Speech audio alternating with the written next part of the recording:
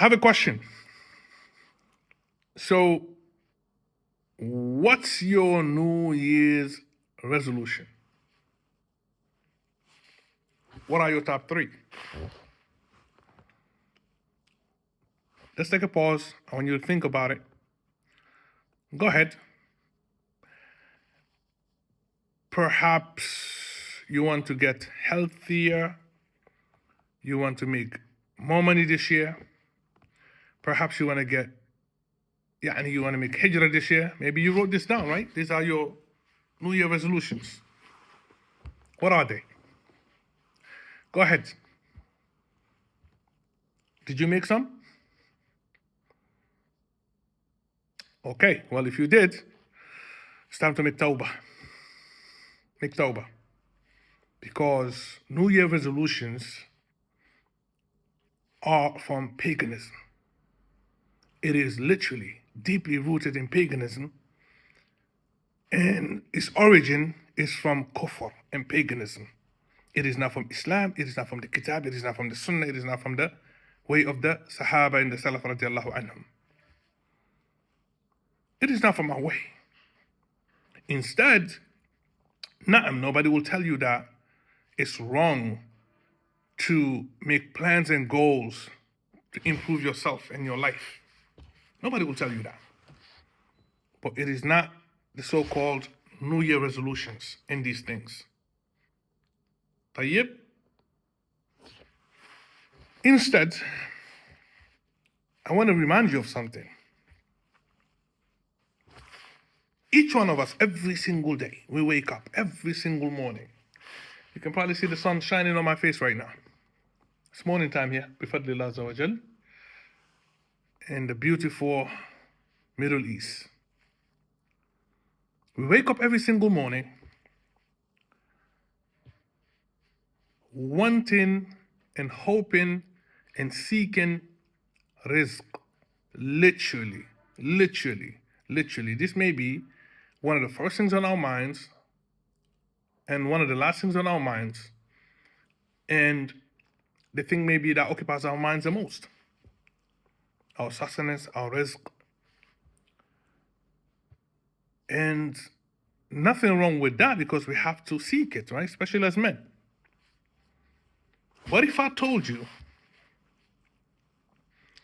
there's actually what I believe to be the secret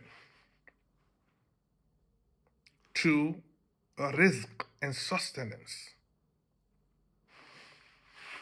And it is really not a secret, actually. As Muslims, we know that we have to take the asbab, we have to take the means and seek Allah Azza wa Jal's help and put our trust in Him. Let me remind you of some verses of the Quran that you've probably heard so many times, that you've memorized maybe a long time ago, that you've repeated so many times and continue to repeat all the time. But maybe you didn't let them sink in relation to your rizq, in relation to the ease that we all seek in our lives.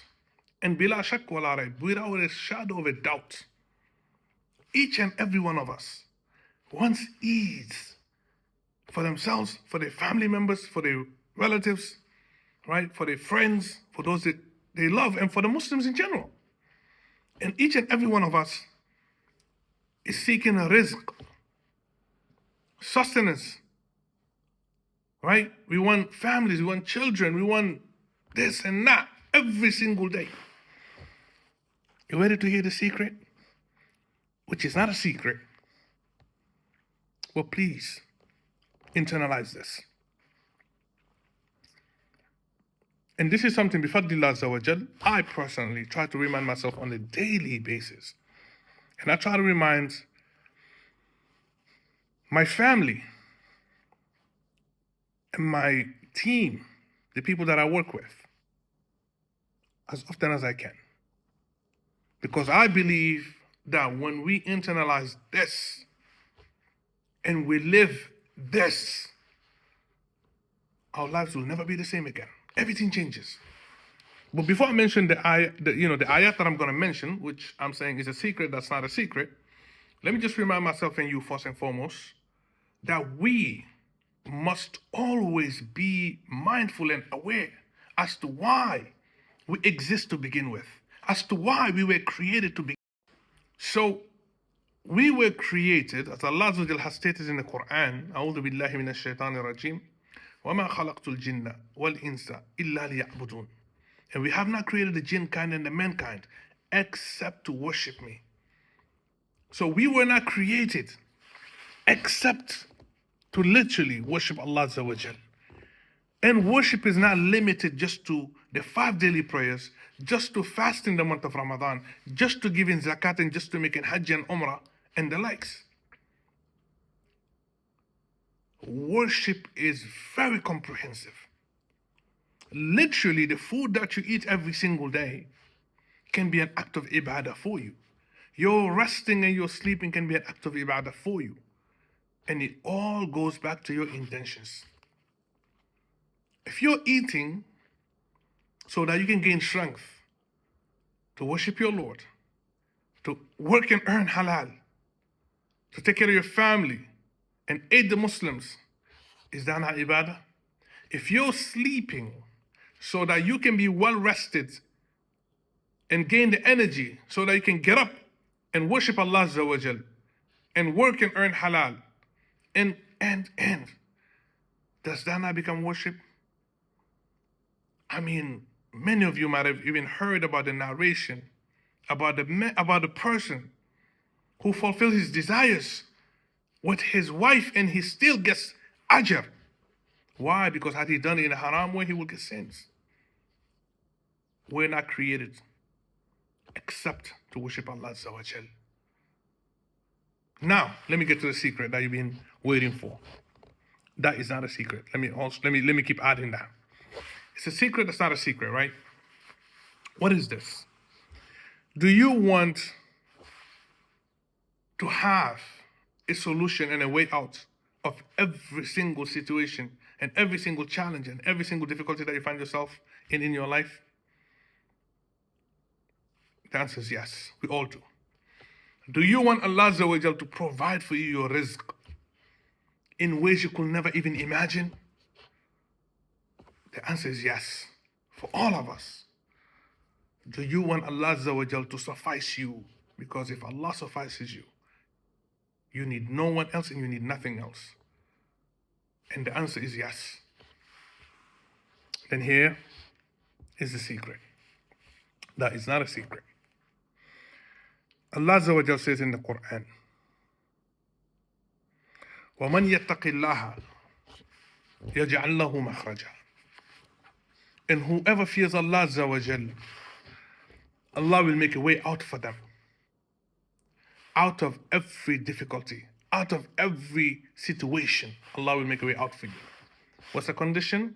وَمَنْ يَتَّقِ اللَّهَ. And whoever fears Allah, whoever has taqwa of Allah Azza wa Jal, يَجْعَلْ لَهُ مَخْرَجًا. He will make a way out for them. That's the first part. وَيَرْزُقْهُ مِنْ حَيْثُ لَا يَحْتَسِبْ. And He will provide for them. He will provide for this person from where he could never imagine. That's the second part. The condition is what? For Allah to provide for you from where you could never imagine? Taqwa. He'll make a way out for you out of every single difficulty, out of every single situation, and He will provide for you from where you could never ever imagine. The condition? Taqwa of Allah. Fear of Allah Azza wa Jal. Consciousness of Allah Azza wa Jal. Be mindful of Allah Azza wa Jal. Prioritizing what pleases Allah Azza wa Jal. Staying away from what displeases Allah Azza wa Jal. Sticking to the sunnah of the Prophet sallallahu alaihi wasallam. Prioritizing that. Pleasing Allah Azza wa Jal and not the people. And the third one? وَمَنْ يَتَوَكَّلْ عَلَى اللَّهِ فَهُوَ حَسْبُهُ. Whoever put their trust in Allah Azza wa Jal, Allah will suffice them. Whoever puts their trust in Allah Azza wa Jal, Allah will suffice them. That's the secret. That's not a secret. We all face challenges every single day. We test it in our lives. This dunya is filled with tests and trials, and we all one way out. Sometimes a way out is as simple as just finding a parking spot when you are rushing to an appointment that you cannot miss. That's it, literally. Sometimes your child is sick or a relative. Sometimes it's bigger than that or less than that, and Allah makes a way out for you. As for the rizq, subhanallah, and the rizq can be children, it's not just money. People think it's just money. You want to get married, that's rizq from Allah Azza wa Jal. Seek it by having taqwa, by fearing Allah Azza wa Jal. Again, that's a secret, that's not a secret. If you internalize this, if we internalize this, and we live by this, our lives will never be the same again. بإذنه عز وجل. سبحانك اللهم وبحمدك أشهد أن لا إله إلا أنت أستغفرك وأتوب إليك.